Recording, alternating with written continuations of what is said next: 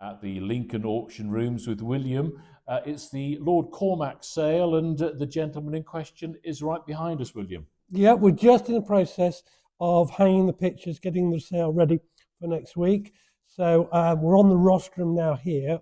So the three pictures that I've chosen that will be behind the auctioneer is the portrait of Lord Cormack sitting at his bureau. This is an interesting picture as well. After Lord Cormack came back to live in Lincoln, he actually wanted to purchase his picture, and he asked, I had to sell one of his pictures so there was room enough on the wall. And this is the Thames at Westminster by the artist William Callhall, and it's dated 1859. A scene he would recognise immediately, of course. Absolutely, absolutely. That's where he spent many, many hours. And then also up on the rostrum behind us, a rather nice special painting at the end as well. Yeah, he was particularly proud of this one. I remember talking about it. This is a portrait of Charles I holding his sword after the artist Van Dyck. Excellent. If you'd like to know more, go to the website goldingyoung.com. Back at the Lincoln Auction Rooms with John as part of the Lord Cormack Sale. Somebody I immediately recognised, Margaret Thatcher. Yes, absolutely. This is a bronze by Neil Symonds of Lady Thatcher. Good size and quite a good likeness, really. Indeed, very nice piece. But beside it, really, the prime item on this table, I think. Absolutely beautiful. Yes, it's a bronze bust of Mrs Ambrose McAvoy by Jacob Epstein, the eminent bronze sculptor.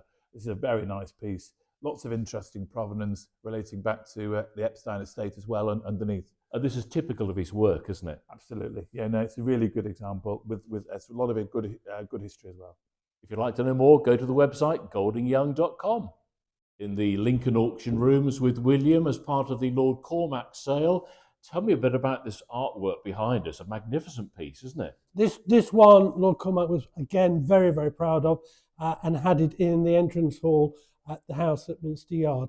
It's by Sir Hayter, who was the portrait artist for Queen Victoria. Wow.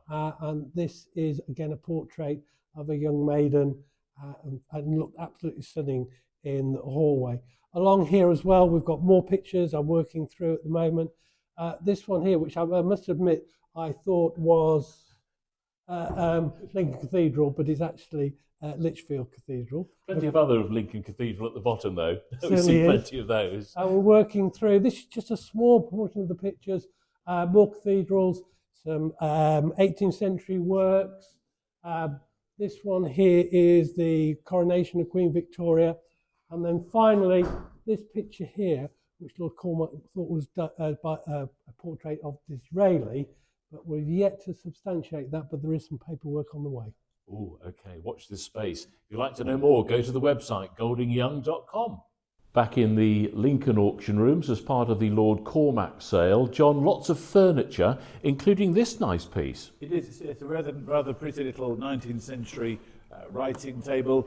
It's got two drawers on the front, as you can see, a very good aged leather top. Condition's lovely. The unusual feature with this one is that it's actually veneered all the way around and got some false drawers at the back. So it was designed actually to be in the centre of a room. So it was had a bit more versatility than most of the tables of this type. Indeed. What sort of age were we looking at here? We're talking about probably about 1820 to 1830, that sort of date. And it's on wheels, so you can move it around as much as you like. If you'd like to know more, go to the website, goldingyoung.com. We're at the Lincoln Auction Rooms as part of the Lord Cormack Sale. Michael, you've been looking through a vast collection of books. That's right. Tell me a bit about this massive tome we have here. Well, Lord Cormack, being a great parliamentarian, the Palace of Westminster, which is what this book is about, is probably one of the most important things in the collection. It's full of lovely illustrated diagrams and drawings of the Pugin interior. Very, very nice. Very nice This thing. looks very special. Says on the front, the Right Honourable George Thomas MP. What can you tell me about this? Well, this is illustrative of the fact that Lord Cormack was very much had friendships across Parliament. Lord Thomas started out as a Labour MP, became close friends with Lord Cormack. And this is the album he received when he retired. Indeed, signed by Margaret Thatcher, born, of course, in Lincolnshire. Just having a quick look here. Now, this is something completely different. The history of the English housekeeper. Yes, this takes us back to the days of the big houses where they had the grand banquets and they'd be laid out on the table lavishly, just like that.